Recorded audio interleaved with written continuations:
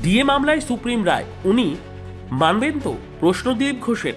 বৃহস্পতিবার ডিএ মামলার রায় ঘোষণা করে সুপ্রিম কোর্ট 31শে মার্চের মধ্যে বকেয়া মেটানোর নির্দেশ দিয়েছে। ডিএ মামলার রায় প্রসঙ্গে সংবাদ মাধ্যমের প্রশ্নের উত্তরে বিজেপি নেতা দিলীপ ঘোষের প্রথম প্রতিক্রিয়া, এর আগেও তো ডিএ নিয়ে হাইকোর্ট রায় দিয়েছে, উনি মেনেছেন কিছু, তাহলে আবার কোর্টে হচ্ছে কেন? যারা কোর্টে কেস করছেন তারাও সান্ত্বনা পাচ্ছেন যে জিতে গেছে। 25% দিতে বলেছে, আপনার ধারণা দেবে? যদি দিয়ে দেয় তাহলে ঠিক আছে, আমার তো মনে হয় না দেবে।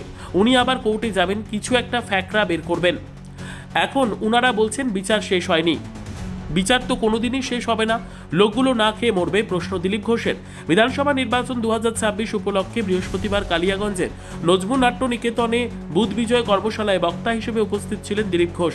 এদিন তিনি মালদা থেকে সড়ক পথে কালিয়াগঞ্জে এসে পৌঁছানোর পরে কালিয়াগঞ্জের ঐতিহ্যবাহী বয়রা কালী মন্দিরে দলীয় কর্মীদের সাথে নিয়ে পুজো দেন। এদিনের নজমু নাট্য নিকেতন মঞ্চে এই সভায় বিজেপির জেলা সভাপতি নিমাই কবিরাজ ছাড়াও সাধন ঘোষ, গৌরাঙ্গ দাস, অপূর্ব রায়, বসন্ত কুমার রায় প্রমুখ উপস্থিত ছিলেন।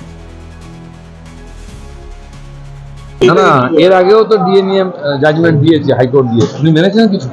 তাহলে আবার কোর্টে হচ্ছে কেন? যারা কোর্টে কেস করছেন তারাও সান্ত্বনা পাচ্ছেন যে জিতে গেছি।